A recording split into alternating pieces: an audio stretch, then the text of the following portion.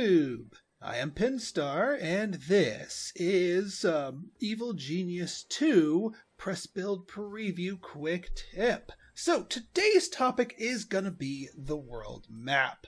So what is the world map to you? Well, most of the game takes place here in your lair. You build your buildings, you develop your operations, you get your techs on, you defend yourself from agents, but there's reasons to reach your fingers out into the world. The number one reason is money. This is the primary way that you make money. Because, I mean, it costs a lot of money to keep this operation running here. And, yeah, you got to take it from somebody. And, yes, I do say take it. Because your money is built up in the form of criminal networks. Now, one of the things that you need to support criminal networks are these radio repeaters. Each of these generates one radio strength. And basically, for every radio strength you have, you can open up a new region. And by region, I mean like each of these little provinces here. So this is one, this is one, this is one. Now, in this game, and I'm just kind of playing around, I went for all of the provinces of the Patriot states, just to see if there was some sort of a set bonus. I haven't found anything intriguing yet, but that doesn't necessarily mean that completely subverting an entire region is not necessarily worth it.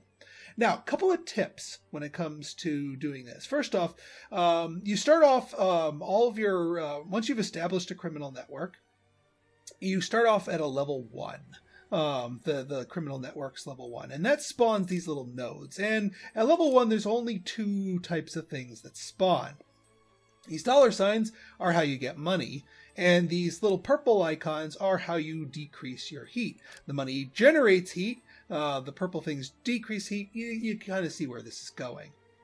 Now, the dichotomy here is there's two main flavors of ways to gain money. You can gain a lot of money, 20,000 bucks, over 30 minutes.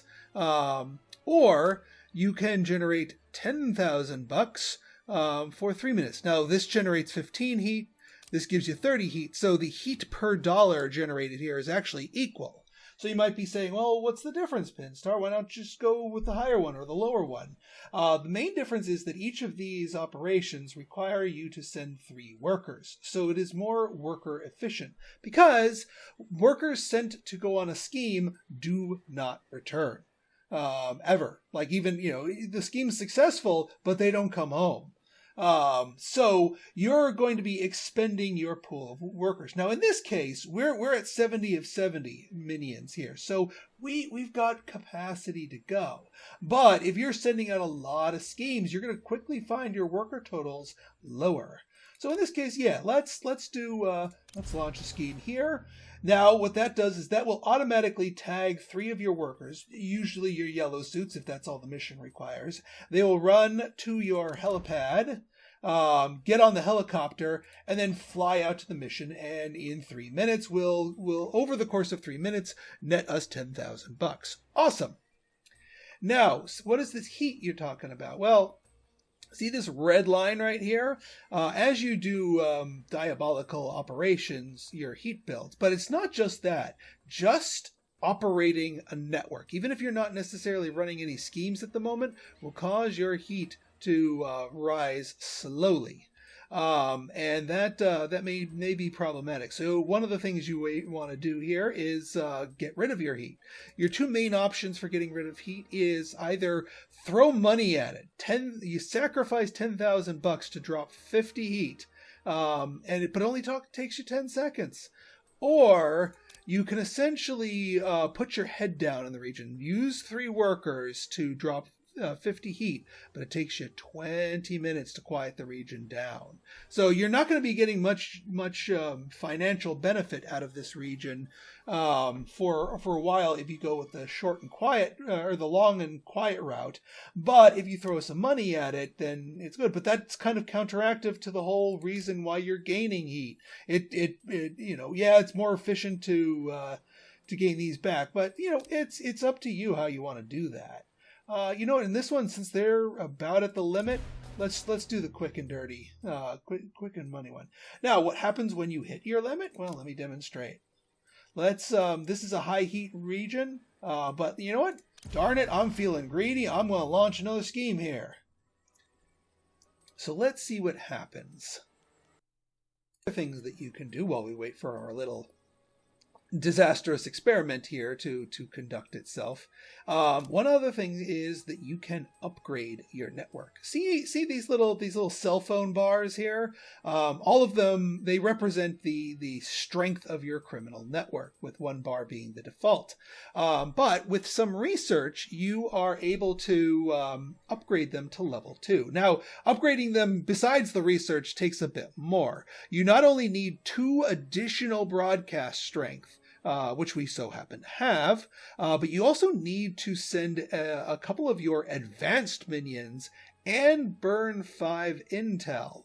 More on intel later, in order to set them up. But you get a lot of benefits. The extra heat capacity, you can now hit 100 heat instead of 50 heat before the region goes on lockdown. You get passive income, even if you're not running a scheme every 5 seconds. It's better than the passive income you would get normally. And better quality schemes. This right here, this third item alone, is worth it. So let's upgrade this place here. Of course, you have to wait for those to be sent as well. Okay, so now we can see, after our minions have arrived and spent a little bit of time, that now that we've exceeded our heat, we are on lockdown. Now, lockdown's not the end of the world here. Essentially, the region shuts down for 5 minutes. We cannot do anything here. We can't spend any minions. We can't do anything else. I have a feeling later in the game, going on lockdown and nuking your heat is going to cause you more problems on the Forces of Justice heat tracker. But since this is this example video is earlier in the game, it's not really having too bad of a repercussion there. But you do this too often and things will get dicey for you. Now, on the flip side here, we have just sent our minions over to this region, and we are just about done upgrading our criminal network. A criminal network has been upgraded. Thank you very much. Now, not only do we have now a 100 heat maximum, but we're going to get some nice new goodies here, some new missions. So down here, yeah, look at this. So now the stakes are higher. We can pull in $160,000 for 3 scientists, 3 workers, but it takes almost an hour and it costs us 5 intel. So the missions here are much higher stakes, but that's not the only thing that you can do here. And of course, you've got the heat dispelling ones, which have the greater capacity to dispel heat. Now, and keep in mind, you don't get that you wouldn't get that 160,000 right up front. It trickles in over the 50. So you just get a nice drip feed, which, because you have a limit of how much money you have, based on your vault capacity, you actually kind of want the drip feed. You don't want all of that up front and then losing half of it because you can't hold it in your vault. But there's other things that you can get depending on the types of missions that spawn for you. There's ones that, well, I mean, different costs. Here you can send 3 valets, take half an hour, and get rid of that. I'm waiting for one more juicier one to spawn.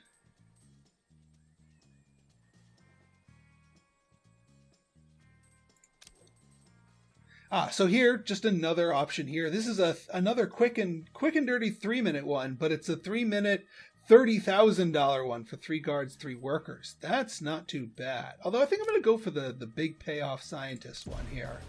But there's you can gain things like there are things that let you gain new workers, contrary to most of the missions. There are things that let you gain other types of resources with the advanced mission types. So you can get pretty creative depending on what types of mission spawns once you've upgraded your different criminal networks. And each region needs to be upgraded independently. This one obviously is level 2. Everyone else is still level 1, but we'd need another 2 broadcast strength to upgrade somebody else, not to mention mention all the other missions there.